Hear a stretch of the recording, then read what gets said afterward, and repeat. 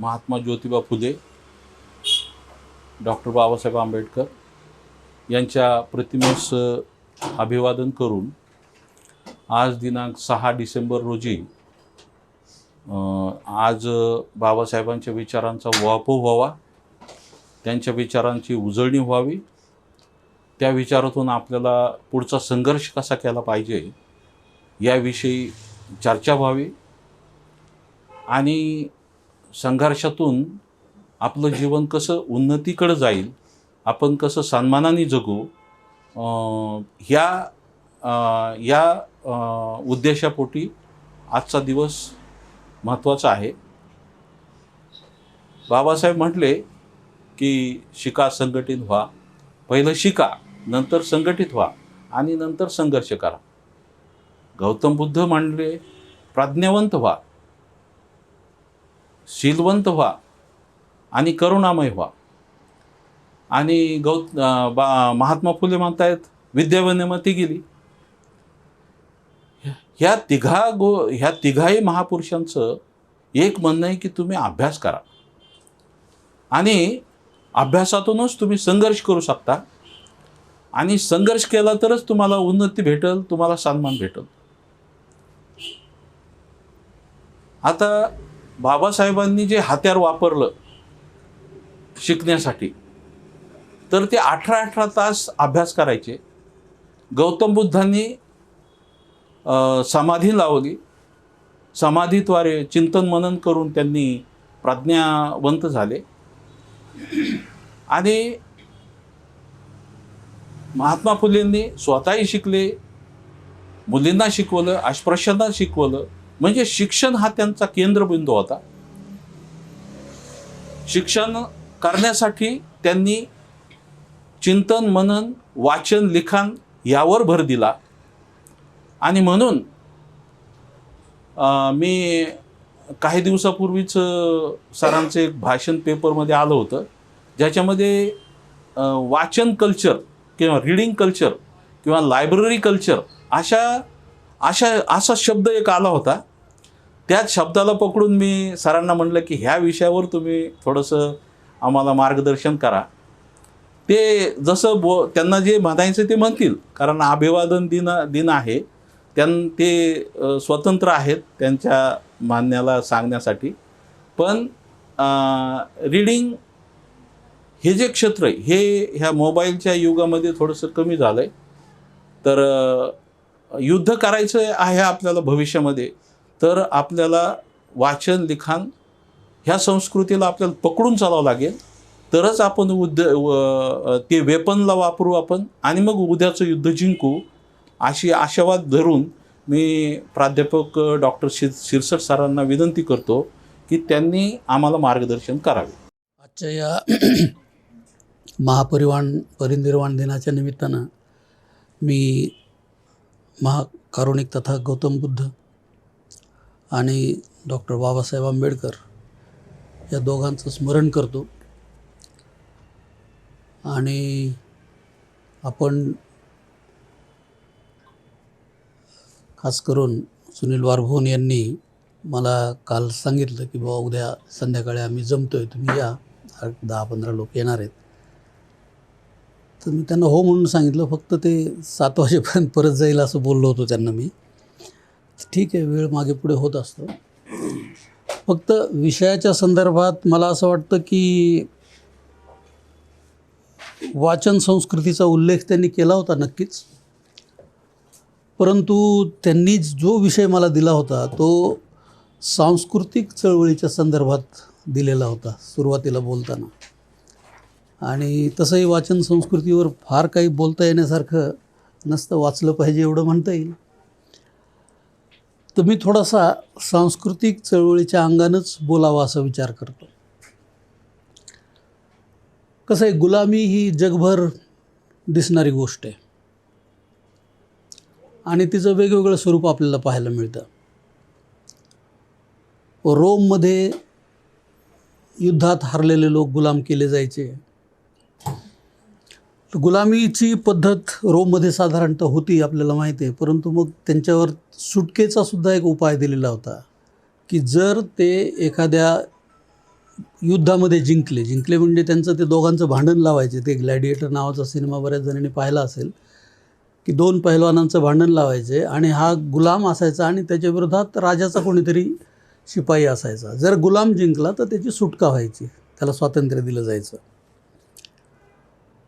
दुसरी पद्धत गुलाम करण्याची अशी होती की आफ्रिकेमधून साधारणतः 16व्या-17व्या शतकामध्ये जहाजं भरून काळे लोक बांधून आणायचे आणि मग त्यांचा युरोपामध्ये आणि अमेरिकेमध्ये व्यापार व्हायचा. आणि ती माणसंसुद्धा आयुष्यभर गुलाम असायची. नंतरच्या काळामध्ये जेव्हा अब्राहम लिंकनसारखा माणूस अमेरिकेमध्ये आला आणि त्यानं हे पाहिलं की बाबा हे काही बरोबर नाही आणि त्यांनी गुलामीच्या विरोधामध्ये कायदे केले आणि त्यांची सुटका करायचा प्रयत्न केला. तर ते आपल्याला दिसतं असं की गुलामी ही जी गोष्ट आहे ही अस्तित्वात आहे आणि तिच्यावरचे उपायसुद्धा आहेत.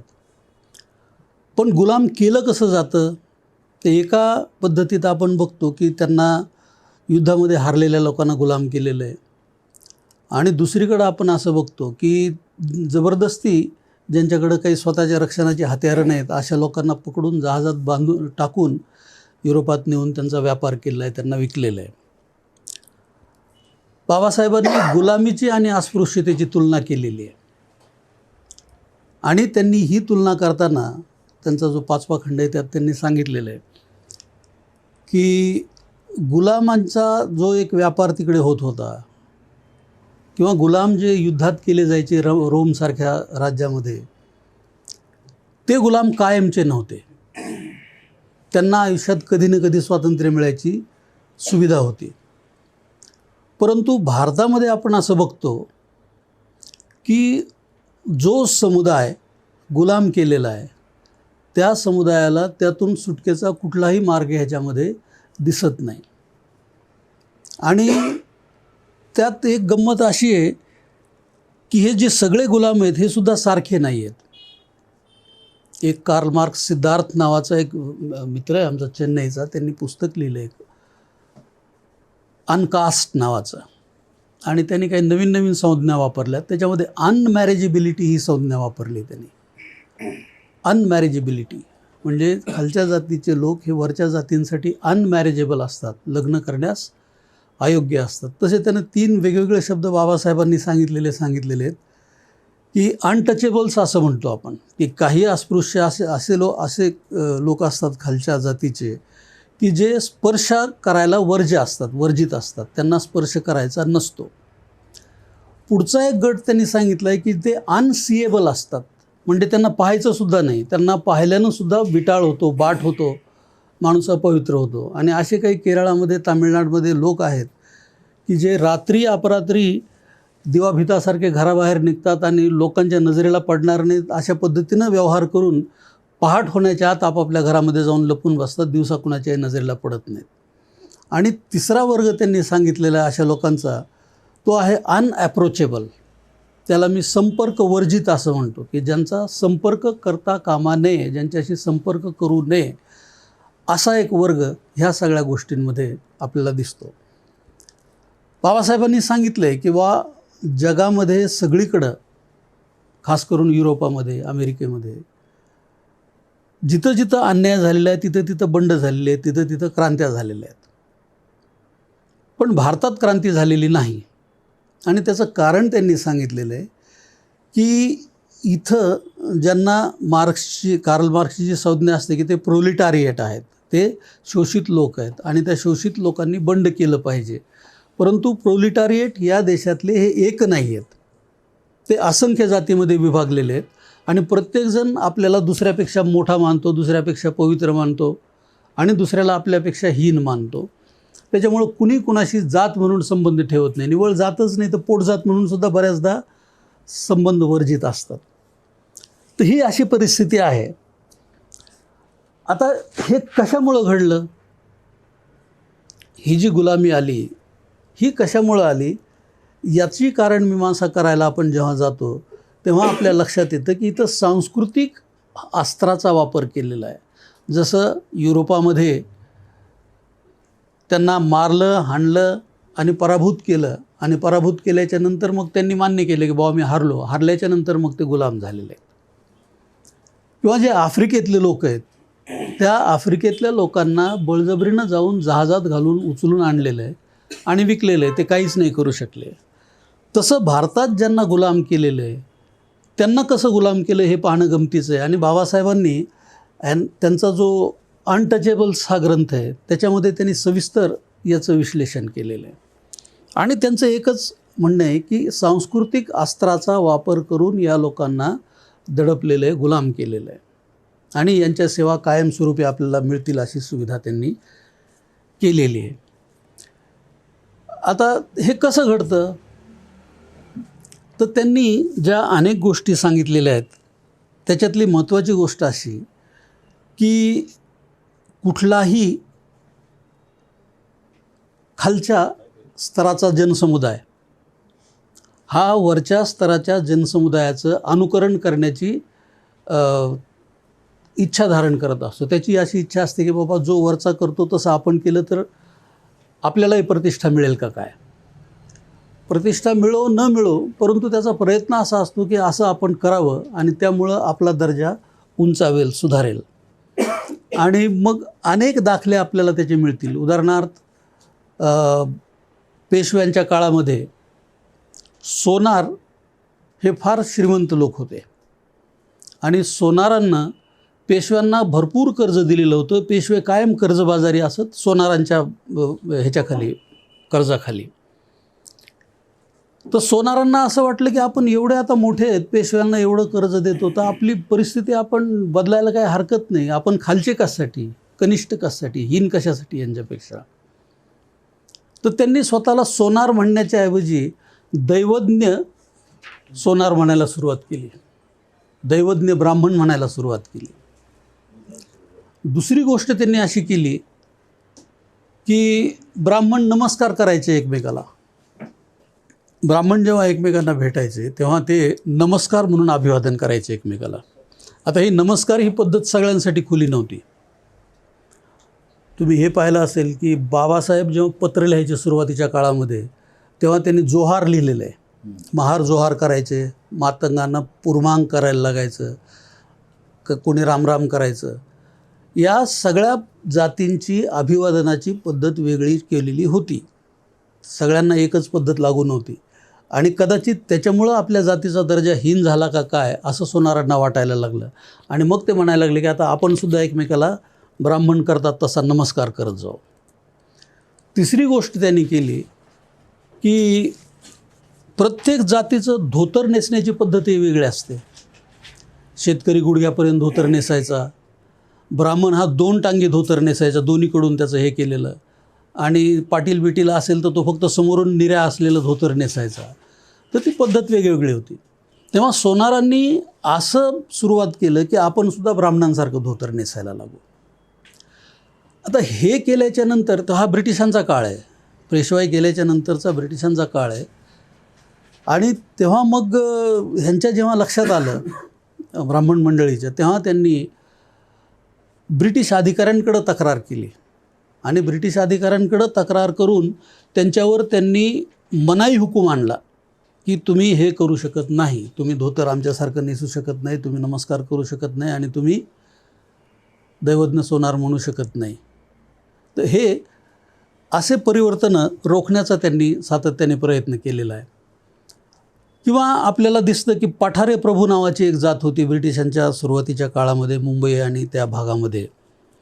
ते पठारे प्रभू बऱ्यापैकी आर्थिकदृष्ट्या सुस्थितीत असलेले लोक होते, संपन्न असलेले लोक होते. आणि त्यांच्या डोक्यात असं आलं की ब्राह्मण लोक विधवेचा विवाह करत नाहीत, त्यांच्या विधवा ते घरामध्ये ते केस कापून बसवतात आणि आपल्यामध्ये विधवांचा विवाह आपण करतो म्हणून आपलं बहुतेक आपली जात ही हीन समजली जाते असं त्यांना वाटलं. आणि म्हणून त्यांनी असं ठरवलं की आपणसुद्धा आपल्या विधवांचा आता विवाह करत जाऊ. याच्याही विरोधात ब्राह्मणांनी ब्रिटिश अधिकाऱ्यांकडे तक्रार केली आणि त्यांनी याच्यावरसुद्धा मनाई हुकूम आणला की तुम्हाला तुमच्या रीतीप्रमाणे करायला लागेल, तुम्हाला स्वतःच्या मनानं ह्या व्यवस्थेच्या विरोधात काही करता येणार नाही. ॲनालिशन ऑफ कास्टमध्येच अनेक उदाहरणं दिसतात आपल्याला. बाबासाहेबांनी सांगितलेले आहेत की मध्य प्रदेशामध्ये, गुजरातमध्ये जी उदाहरणं सांगितली त्यांनी, किंवा एक अस्पृश्य कुटुंब पितळेची घागर वापरतं आणि पितळेची घागर वापरतं म्हणून त्या गावाने त्याच्यावर बहिष्कार घातला नव्हे, त्यांना गावातून हुसकून दिलं. हे टाइम्स ऑफ इंडियामध्ये आलेली बातमी बाबासाहेब ॲनालिशन ऑफ कास्टमध्ये सांगतात.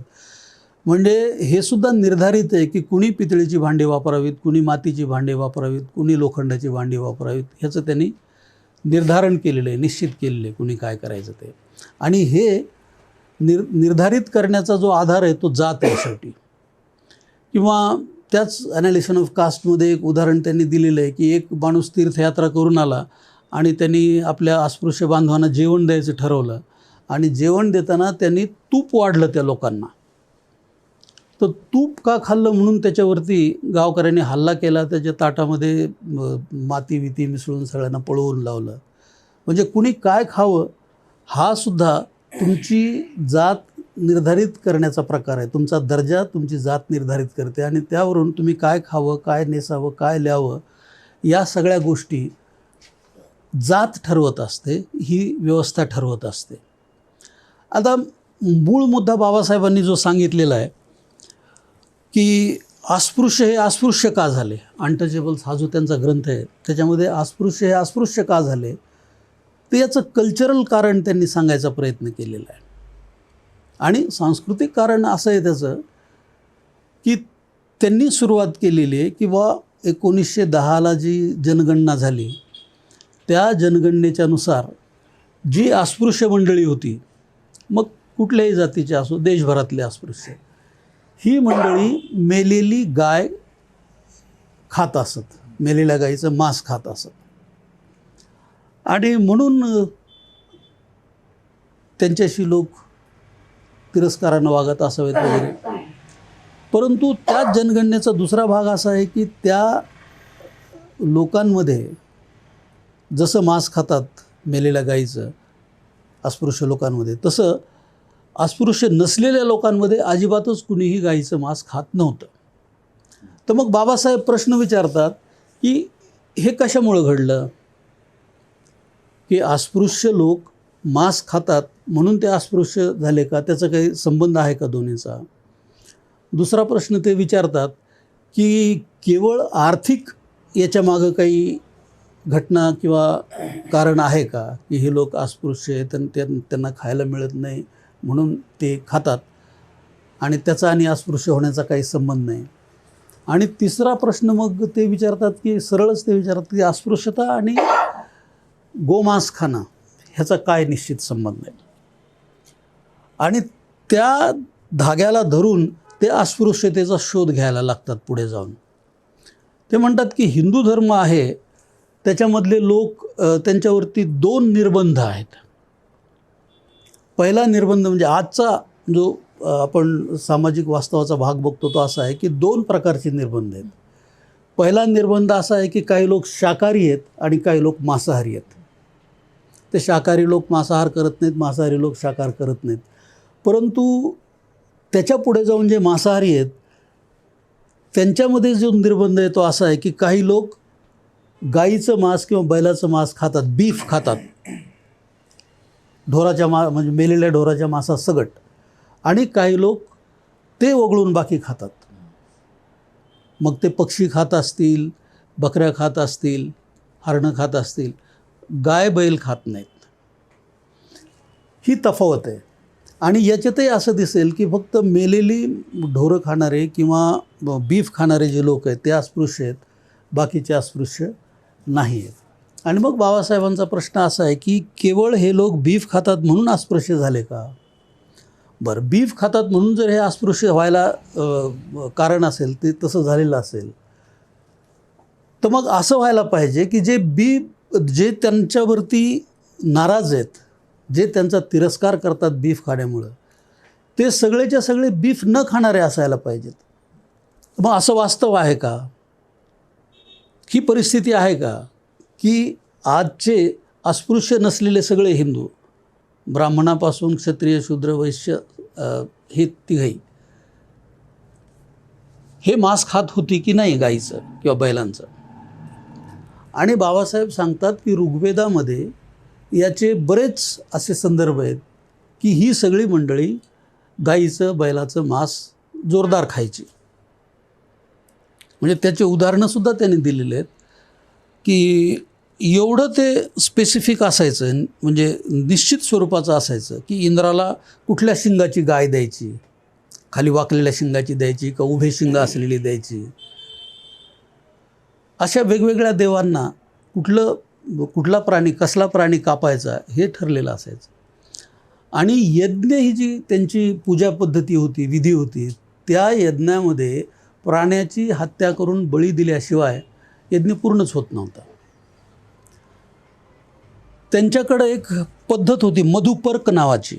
मधुपर्क म्हणजे गाईचं मांस आणि त्याच्यामध्ये वेगवेगळे मध वगैरे सारखे पदार्थ मिसळून तयार केलेला एक अन्नपदार्थ असायचा.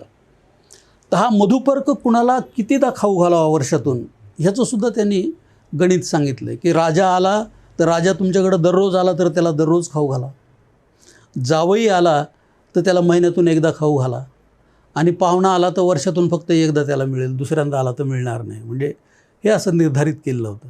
म्हणजे त्यांच्या अन्न घटकाचा महत्त्वाचा भाग होता गाईचं मांस हा. आणि एवढ्या मोठ्या प्रमाणावर हत्या होत होत्या की अश्वलायन नावाचा एक ग्रंथ आहे,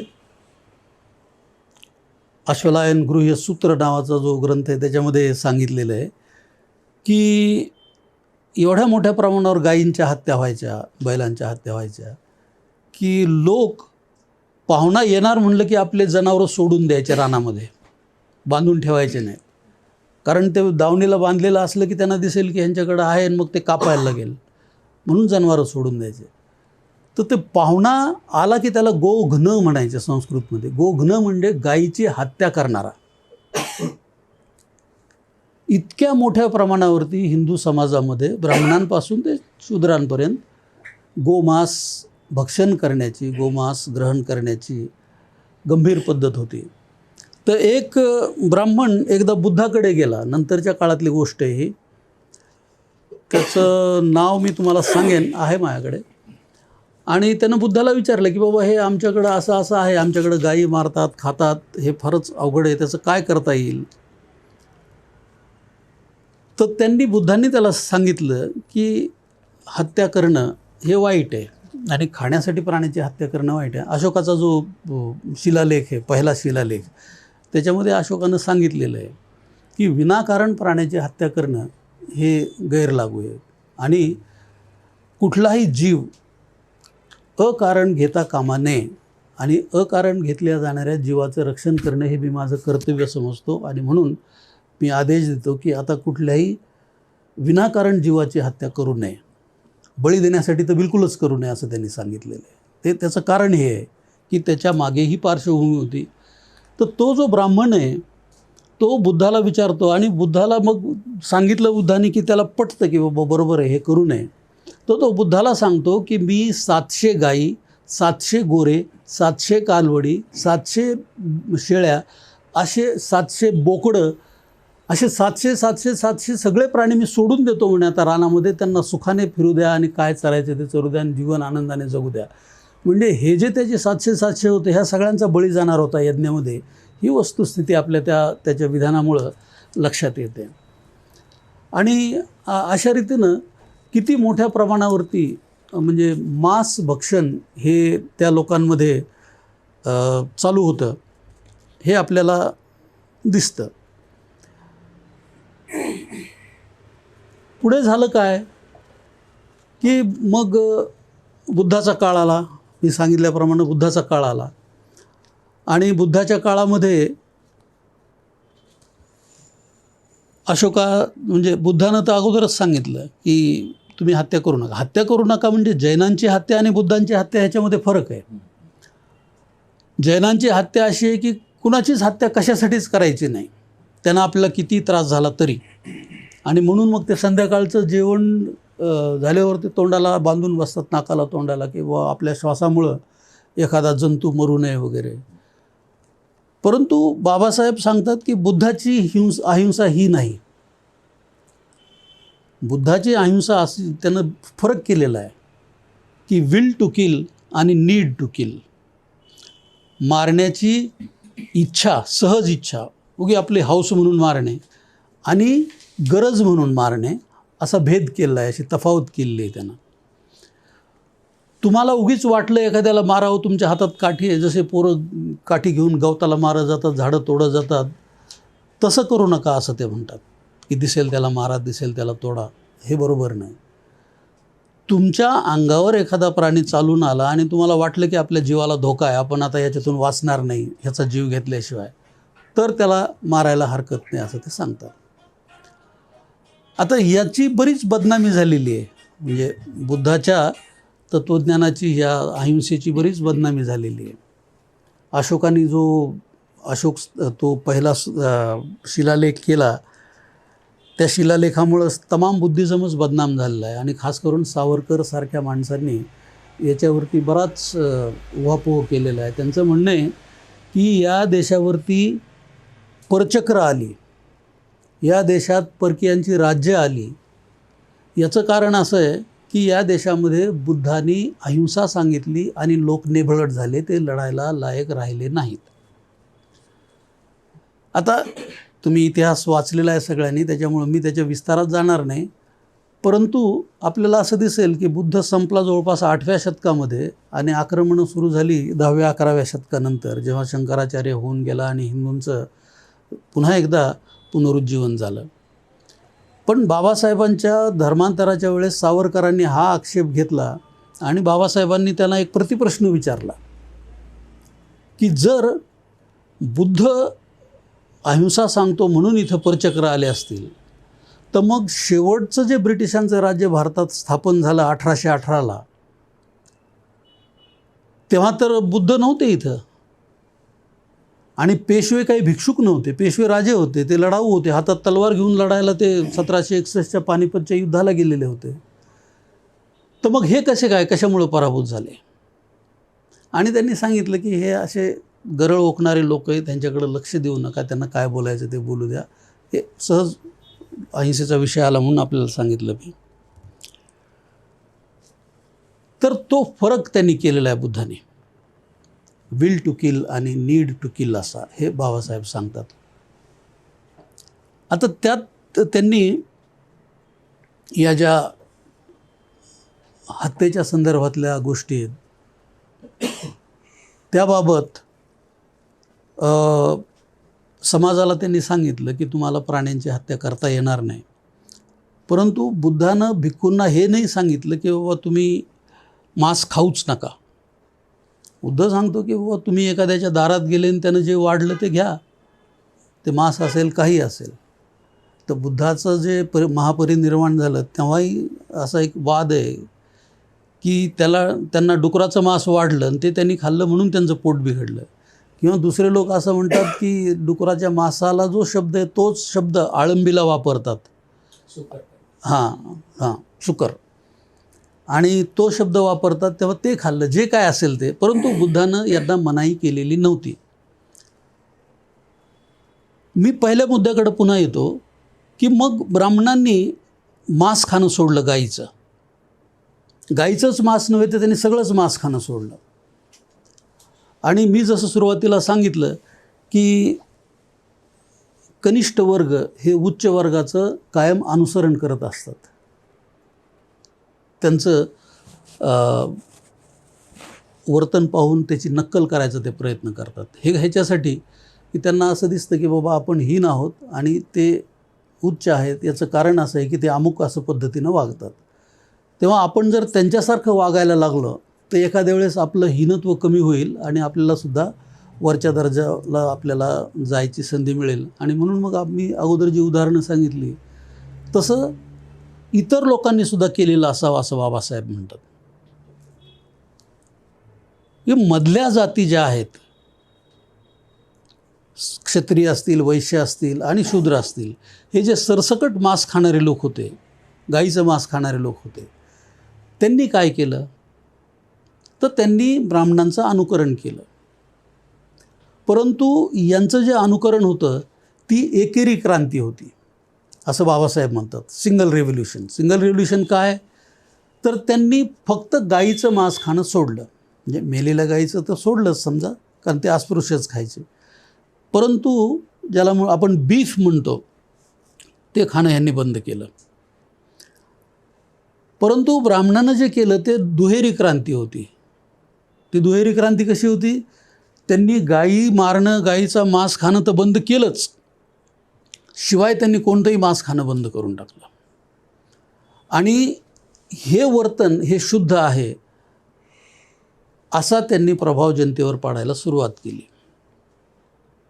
आपण पाहतो की आपल्याकडं व्हेज रेस्टॉरंट्स असतात.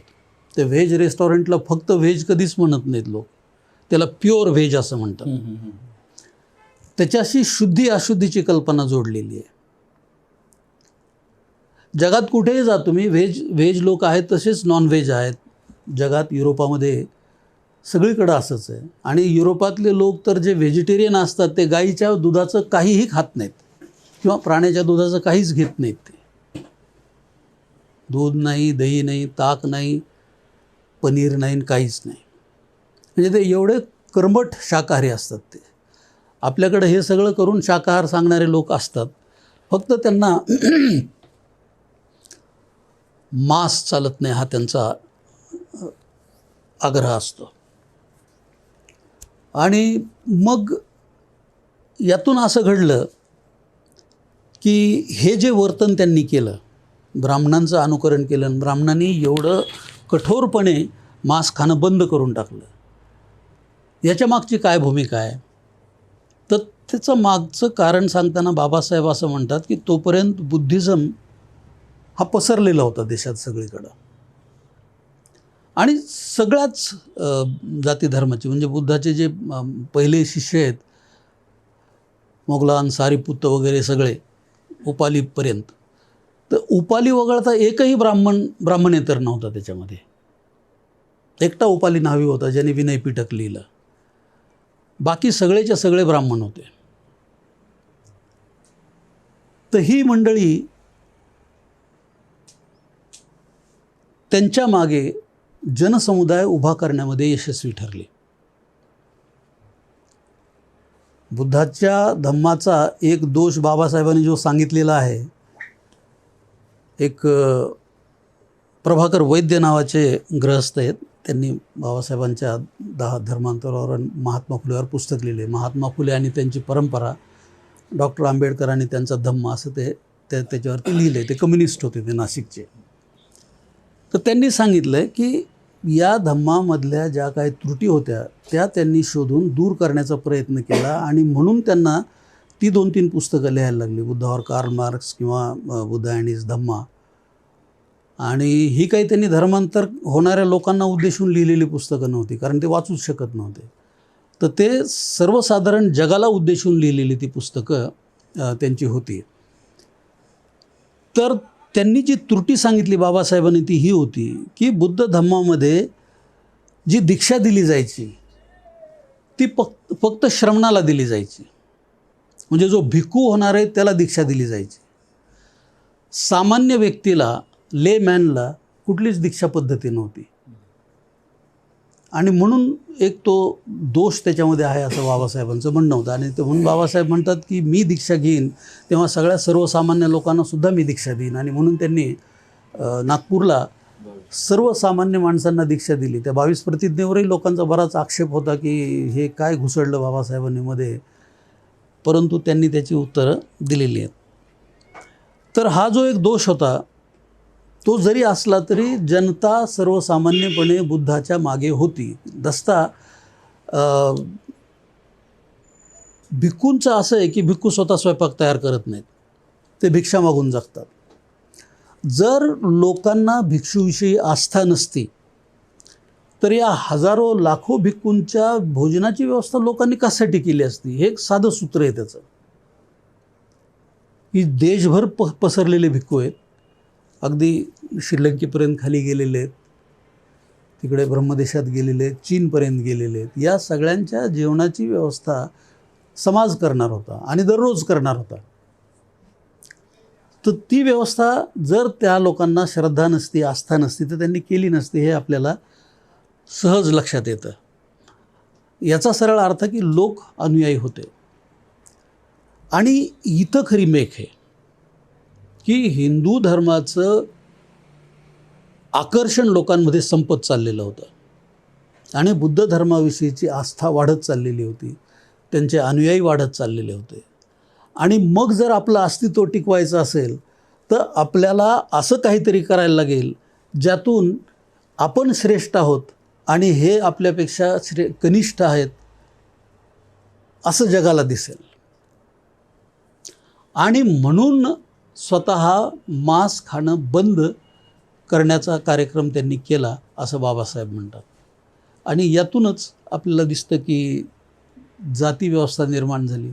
जाती व्यवस्था म्हणजे एवढी प्रचंड गुलामी निर्माण झाली की बाबासाहेबांनी बहिष्कृत भारतामध्ये लिहिलेलं आहे की त्या काळामध्ये काहीतरी 27चा पेपर आहे 1927चा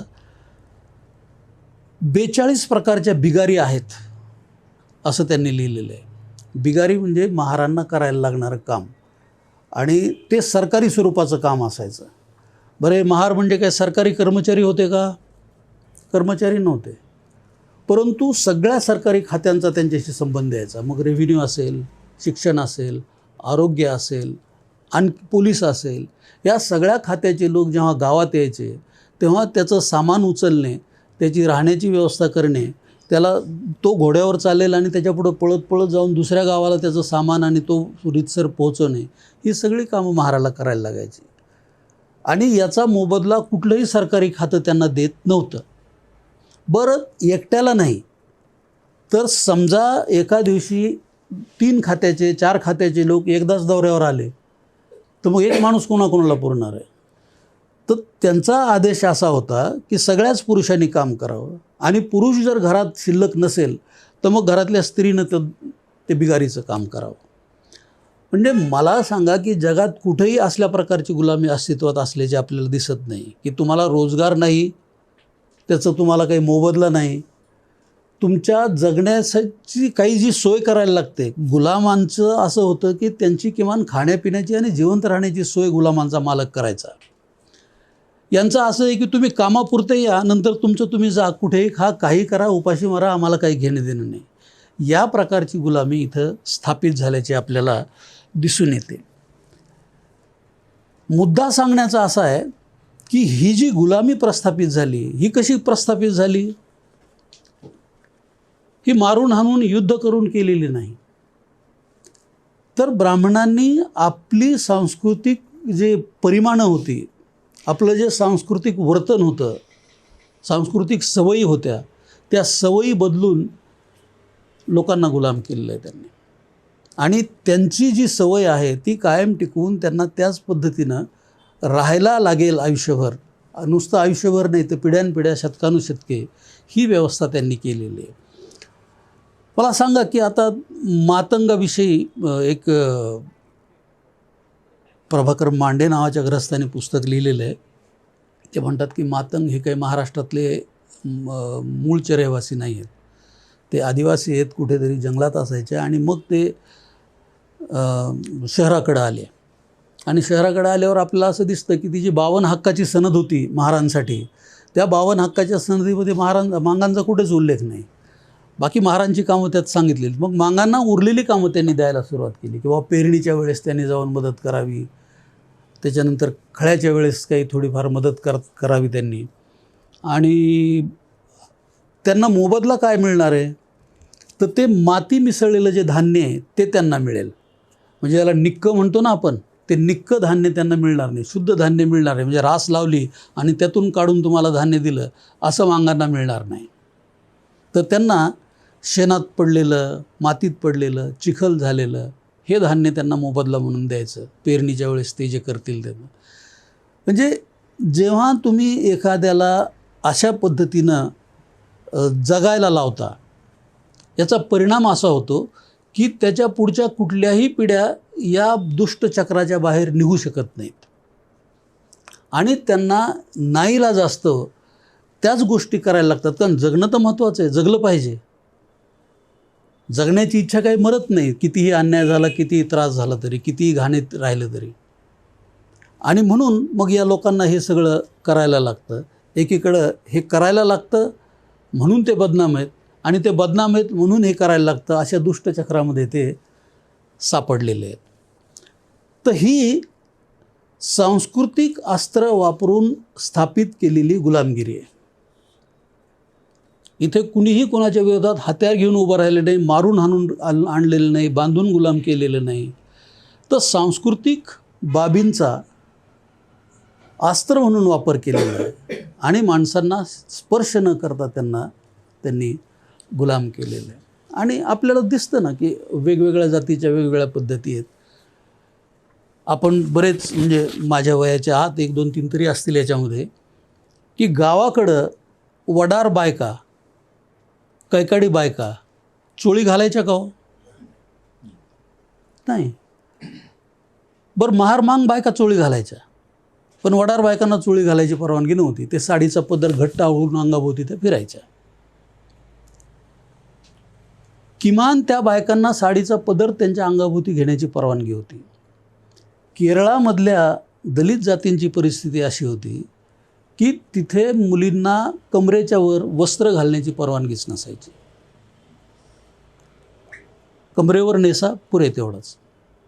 आणि दरम्यानच्या काळामध्ये मग ख्रिश्चन मिशनरी तिथे गेले, आणि ख्रिश्चन मिशनरी तिथे गेल्यावर त्यांच्या लक्षात आलं, त्यांनी शाळा काढली, तर मुली शाळेत जायला लागल्या.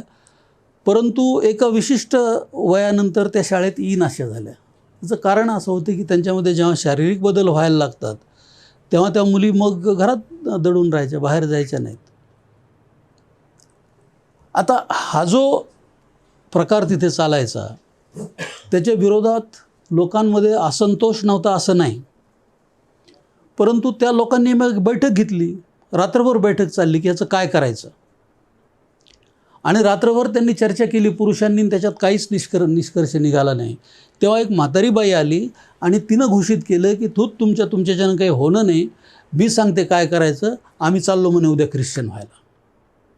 आणि बायका ख्रिश्चन झाल्या, आणि ख्रिश्चन झाल्याबरोबर त्यांना अंगात वरचं कापड घालायची परवानगी मिळाली, आणि वरचं कापड घालायची परवानगी मिळाल्याबरोबर शिक्षण मिळालं. आणि शिक्षण मिळालं म्हणजे त्या खातेऱ्यातून ते बाहेर आले, त्या गुलामीतून ते बाहेर आले.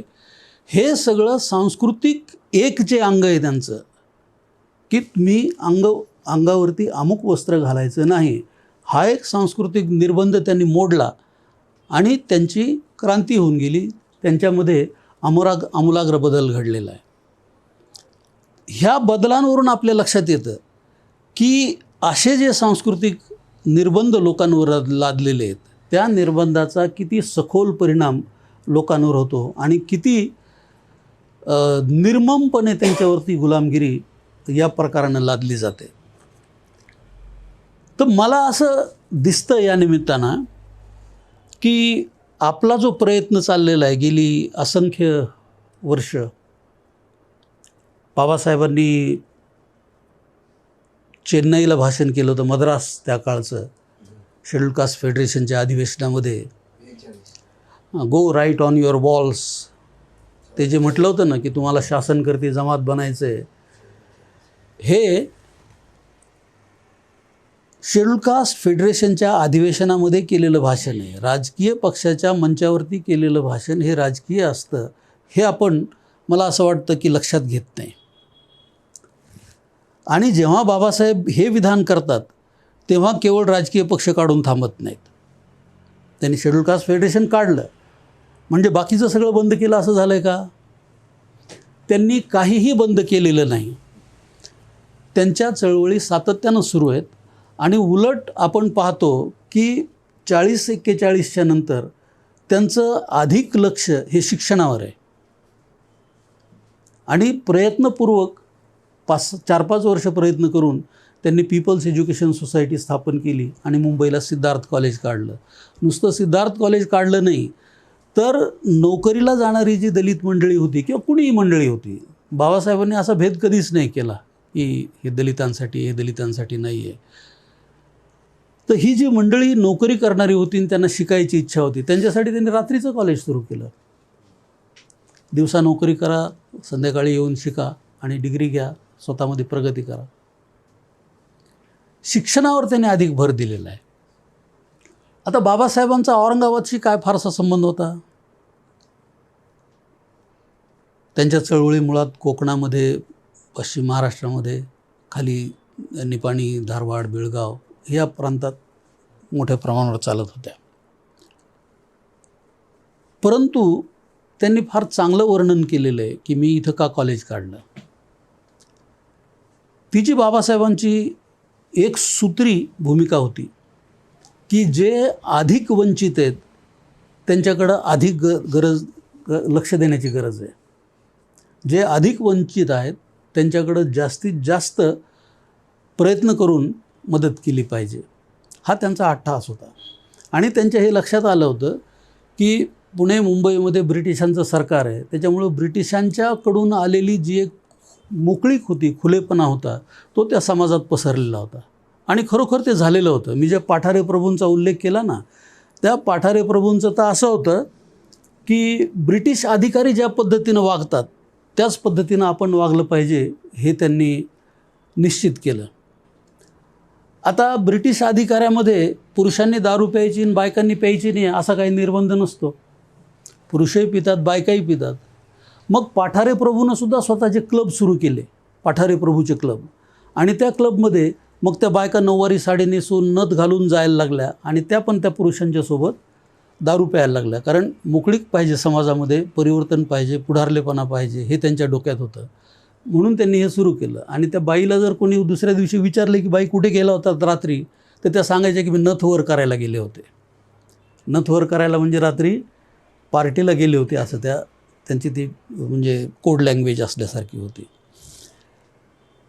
तर ह्या अशा प्रकारचे बदल लोक स्वीकारत गेलेले आहेत त्या काळामध्ये. आणि या पद्धतीनं सांस्कृतिक परिवर्तनं ही झालेली आहेत. तर मुद्दा असा होता की बाबासाहेबांनी शैक्षणिक संस्थांवर भर दिला. आणि हैदराबाद म्हणजे ब्रिटिशांचं जे शासन आहे त्या शासनाच्या परिसरामध्ये खुलेपणा समाजामध्ये आलेला आहे. परंतु निजामाचा जो एक राज्याचा भाग आहे त्या भागामध्ये अजिबात खुलेपणा नाही. तिकडे फक्त 2च कॉलेजेस होते. एवढ्या मोठ्या निजाम स्टेटमध्ये 2 कॉलेज होते आणि ते सुद्धा केंद्रित झाले होते खाली तिकडे हैदराबादला, इकडे काहीच नव्हतं. आणि म्हणून बाबासाहेबांनी असं ठरवलं की आपण इथल्या लोकांच्या सोयीसाठी शिक्षणाची अधिक सोय करणं गरजेचं आहे. आणि म्हणून त्यांनी औरंगाबादला मिलिंद कॉलेज काढायचं ठरवलं. त्यासाठी त्यांनी चिटणीसांना इथं पाठवलं. डेमोग्राफिक रिपोर्ट त्यांनी कलेक्टर ऑफिसमधून काढला, चिटणीसांनी त्यांना तो सादर केला आणि लगेचच त्यांनी 5 वर्षातच इथं औरंगाबादला मिलिंद महाविद्यालय त्यांनी सुरू केलं. हे मी यासाठी सांगतोय की बाबासाहेब केवळ राजकीय पक्ष आणि निवडणुका करून थांबले नाहीत, तर त्यांना याचं भान होतं की सांस्कृतिक हत्यार जे आपल्याला गुलाम करण्यासाठी वापरले ते अतिशय शक्तिशाली आहे आणि सांस्कृतिक पद्धतीनं आपण याच्या विरोधात काही पावलं उचलू शकलो तर परिवर्तनाची शक्यता आहे. म्हणून त्यांचा शिक्षणावरती फार भर होता. अट्टहास होता त्यांचा की नाही, शिकवलं पाहिजे, शिक्षण दिले पाहिजे, मुलांनाही शिकवलं पाहिजे, मुलींनाही शिकवलं पाहिजे. इथे औरंगाबादची ती कथा लोक सांगायचे की कॉलेज सुरू केलं आणि बाबासाहेब बारकाईनं लक्ष द्यायचे की मुलं किती आहेत, मुली किती आहेत, प्राध्यापक काय शिकवतात. वर्गात मागे उभं राहून ऐकायचे प्राध्यापक काय शिकवतात ते. आणि त्याच्यानंतर जर त्यात काही गडबड असेल तर ते स्वतः पुढं जाऊन सांगायचे की नाही नाही हे बरोबर नाही, हे बरोबर आहे. तर एवढं बारकाईनं ते करायचे. तर त्यांच्या हे लक्षात आलं की मुली प्रवेश घेतलेला आहे आणि सुरुवातीला काही काळ आल्या पण नंतर त्या गैरहजर राहायला लागल्या. तर त्यांनी विचारलं की असं का व्हायला लागलं आहे. तर आपल्याला माहिती आहे, आपण सगळे औरंगाबादचे आहेत. शहर आणि मिलिंद कॉलेजमध्ये बरंच अंतर होतं त्या काळी आणि रस्त्यात जंगल होतं. त्याच्यामुळं मुली टाळायच्या कॉलेजला जायला, की आईवडीलही टाळत असतील. तर बाबासाहेबांनी त्या मुलींना महाविद्यालयात आणण्यासाठी एक बस भाड्यानं केली. ती बस रोज गावात जायची, घरोघर मुलींना घ्यायची, कॉलेजला आणायची, कॉलेज संपलं की बस निघायची, घरोघर मुलींना नेऊन सोडायची. आता एवढी बस केली याचा अर्थ बाबासाहेबांकडे पैसे जास्त होते असं आहे का? नाही. ते अशोका इंटरनॅशनलमध्ये राहायचे ना, ते ITDCचं हॉटेल होतं आपल्या अदालत रोडवरती. तर त्या अशोकामध्ये राहायचे, पण त्यांच्या लक्षात आलं होतं की आपल्याला हे राहणं परवडत नाही, महाग पडायला लागलेलं आहे. म्हणून सरांना माहिती आहे की तो चेअरमनचा हॉल जो मिलिंदमध्ये बांधलेला आहे, जिथं आपले इंटरव्ह्यू होतात, तो त्यांनी स्वतःला राहायसाठी बांधलेला आहे. अटॅच्ड बाथरूम असलेला केवळ एक हॉल आणि एक पलंग त्यांनी तिथं आणून टाकला. का? तर आपल्याला हॉटेलमध्ये राहणं परवडत नाही, तेवढे पैसे आपल्याकडे नाहीत. परंतु एकीकडं स्वतःवर खर्च करत नसता, खर्च टाळत असताना आणि प्रकृती खराब असूनसुद्धा त्यांनी त्या मुलींना कॉलेजात आणावं याच्यासाठी बस खास करून ठेवलेली. याचा अर्थ त्या मुली दलित होत्या का? एकही मुलगी दलित नव्हती. सगळ्या ब्राह्मण आणि उच्च जातीय मुली त्या काळी महाविद्यालयात शिकायला येत होत्या, कारण 10वीपर्यंत शाळा होती, SB वगैरे अशी शाळा होत्या, मल्टीपर्पज होती. आणि पुढं कॉलेज नव्हतं, थेट हैदराबादला जायला लागलं, तेव्हा मुलींना कुणी पाठवत नव्हतं. तर इथे पाठवायला लागले आणि ह्या सगळ्याच्या सगळ्या नॉन दलित मुली कॉलेजमध्ये आणण्यासाठी बाबासाहेबांनी एवढं सगळं कष्ट उपसलेलं आहे.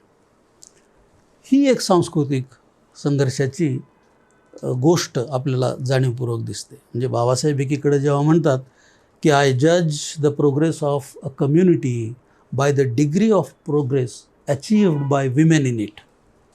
कुठल्याही समाजाची प्रगती मी कशी मोजतो? तर त्यातल्या बायकांची किती प्रगती झालेली आहे हे त्याचं इंडिकेटर आहे. आणि ते नुसतं असं स्टेटमेंट करून थांबत नाहीत. तर मग त्या समाजातल्या बायका, मग कुठल्याही जातीच्या असो, त्यांना आणून शिकवण्यासाठी त्यांनी एवढी सगळी धडपड केली आहे. कारण का? तर त्यांचं अजून एक म्हणणं होतं, जे कास्ट्स ऑफ इंडिया हा त्यांचा जो पहिला निबंध आहे, it's mechanism, genesis and development, त्यात त्यांनी जातीचं वर्णन आणि तिची रचना याच्याविषयी सविस्तर सांगितलेलं आहे की काय रचना होती जातीची. तर विवाह ही गोष्ट जातीला पूर्णपणे नियंत्रित करणारी गोष्ट होती. आणि त्याच्या विस्तारात मी जाणार नाही, कारण मला वाटतं बराच वेळ बोललो आहे आता. परंतु स्त्रीला समाजानं अशा पद्धतीनं वागवलेलं होतं, वापरलेलं होतं की ज्यानं जात मोडणं लोकांना अवघड होईल. आणि त्याच्यासाठी तंत्र काय होतं? तर आंतरविवाह. तुम्ही जातीत विवाह केला पाहिजे. आणि जातीत विवाह नाही तर बालविवाहसुद्धा केला पाहिजे. म्हणजे 8-9 वर्षाच्या मुलीशी तुम्ही लग्न केलं पाहिजे. तर हे अस्त्र वापरून त्यांनी जात टिकवायचा प्रयत्न केला. आणि म्हणून बाबासाहेब पुन्हा पुन्हा म्हणत होते की ही जी जातीची तटबंदी आहे, हिच्या विटा ह्या स्त्रियांच्या गुलामीनं बनलेल्या आहेत. त्या जर तुम्ही काढू शकलात तर ही तटबंदी नक्की ढासळणार. ही किल्ली आहे त्याची. स्त्रियांना तुम्ही समाजाच्या एकूण बंधनातून जर मुक्त केलं की ही तटबंदी ढासळायला वेळ लागणार नाही, हे त्यांचं म्हणणं होतं. आणि हेच फुल्यांचंही म्हणणं होतं सुरुवातीच्या काळात. त्यांनी पहिली शाळा जी मुलींची काढली मुद्दाम, त्यांनी जातीपातीचा विचार न करता मुलींची शाळा काढली. आज लोक सांगताना काहीही सांगतात, म्हणजे आपल्याला बोलायला लाज वाटेल एवढं घाणेरडं लोक तोंडाने बोलतात महात्मा फुल्यांच्या आणि सावित्रीबाईच्या शाळेविषयी. परंतु ते हे विसरतात की ह्यांनी बलात्कार करून गरोदर केलेल्या त्यांच्या ज्या विधवा आहेत, त्या विधवांना त्यांनी स्वतः आश्रम काढला, त्यांची बाळंतपणं केली आणि त्यांचीच मुलं दत्तक घेतली. तो यशवंत दत्तक घेतला आणि त्याला आयुष्यभर आपला मुलगा म्हणून त्यांनी वागवलं. तर हा मनाचा मोठेपणा त्यांनी दाखवलेला आहे. आणि तो सुद्धा एक सांस्कृतिक परंपरेच्या विरोधातला, सांस्कृतिक रचनेच्या विरोधातला संघर्ष त्यांनी एका पद्धतीनं केलेला आहे. तर आज मी सांगता सांगता थोडासा विषयांतर झालेलं आहे. तर हे लक्षात घेतलं पाहिजे आज आपण की आपला सारा भर हा राजकीयदृष्ट्या समाज परिवर्तन करण्यामध्ये किंवा आपली स्थिती सुधारण्याकडे आहे. मी स्थिती सुधारणच म्हणेल, परिवर्तन नाही. कारण बाबासाहेबांचा जो जाती अंताचा विचार होता की जाती संपल्या पाहिजेत, त्या विचाराला कुणीही पुढे घेऊन जाताना आज मला तरी दिसत नाही की तो कार्यक्रम कुठल्याही राजकीय पक्षाचा नाही की आपल्याला जाती संपवायच्या आहेत. परंतु जातीचा उन्नयन म्हणा ते होऊ शकतं राजकारणाद्वारे. तर ते जातीचं उन्नयन राजकीय साधनाद्वारे करण्याची सगळी लोकांची इच्छा दिसते, लोकांचा खटाटोप दिसतो आज. आणि हे जे फार महत्त्वाचं अस्त्र बाबासाहेबांनी सांगितलं आहे त्याच्याकडं आपण दुर्लक्षच करतोय असं म्हणा. कारण कुणीही याच्याकडं फारसं लक्ष देताना दिसत नाही. काही लोक आहेत फार फार जीव लावून प्रयत्न करत आहेत. मी आताच यवतमाळला गेलो होतो, मी आणि आपले हेरोडे सर. तर ते येताना एक सागर जाधव नावाचे जुने विद्यार्थी आहेत आपल्या मिलिंदचे यवतमाळला, आणि ते आहेत बॉटनीचे प्राध्यापक. परंतु त्यांनी हा ध्यास घेतलेला आहे की वामनदादावरती साहित्य गोळा करायचं आणि पुस्तकं छापायचं. स्वतःच्या खिशाला खार लावून, पदराला खार लावून त्यांनी महाराष्ट्रभर फिरून गाणे, साहित्य, लेख गोळा केलेले आहेत. आजवर त्यांनी वामनदादावरती एक 300-350 पानाचे 5 खंड प्रकाशित केलेले आहेत. मला 5वा दिला काल त्यांनी, परवा. आणि त्यांनी असं सांगितलेलं आहे की एकूण 16 खंडांचं साहित्य त्यांच्याकडं आज उपलब्ध आहे वामनदादावरचं. तर या बॉटनीच्या प्राध्यापकांनी स्वतःला पूर्णपणे झोकून दिले वामनदादा हा विषय केंद्रित करून. बरं, ते फक्त वामनदादा वाचतायत असं आहे का? मी त्यांची लायब्ररी बघितली तर त्याच्यामध्ये अलबैरुनीचा इतिहास, त्याच्यानंतर सरदेसाई, राजदीप सरदेसाईची आत्ता आलेली पुस्तकं, 24ची इलेक्शन, 19ची इलेक्शनवरची, सगळं धम्मपद, तमाम धम्मपद. आणि ते एक नाही तर अनेक त्याच्या म्हणजे हिंदी प्रती, मूळ पाली प्रती, हे सगळं त्यांच्याकडं. म्हणजे त्यांचं जे घर आहे ते घर म्हणजे पूर्ण एक लायब्ररी आहे.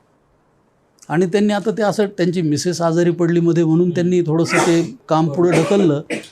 परंतु त्यांनी वर बांधून वर पूर्णच्या पूर्ण संशोधन केंद्रासाठीच जागा करायची. कुणीही येऊन इथे पुस्तकांचा वापर करावा आणि संशोधन करावं, अशी त्यांची कल्पना आहे. आणि त्याला एक पैसा कोणाची ग्रँट नाही, कोणाची मदत नाही, काय नाही. स्वतःच्या खिशातून पैसे काढून ते गृहस्थ हे सगळं करतायत.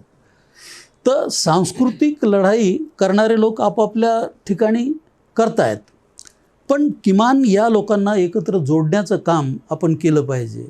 ही फार महत्त्वाची गोष्ट आहे असं मला वाटतं. आणि तो जो जाती अंताचा प्रश्न आपल्या कार्यक्रम पत्रिकेतून सुटलेला आहे, तो जाती अंताचा प्रश्न याच्यात पुन्हा कसा आणता येईल या दृष्टीनं आपण सगळ्यांनी या निमित्तानं विचारविनिमय करावा, एवढं मी आजच्या या महापरिनिर्वाण दिनी आपल्यासमोर मांडून, आपण मला शांतपणे ऐकलं, मला एक तर बोलायची संधी दिली.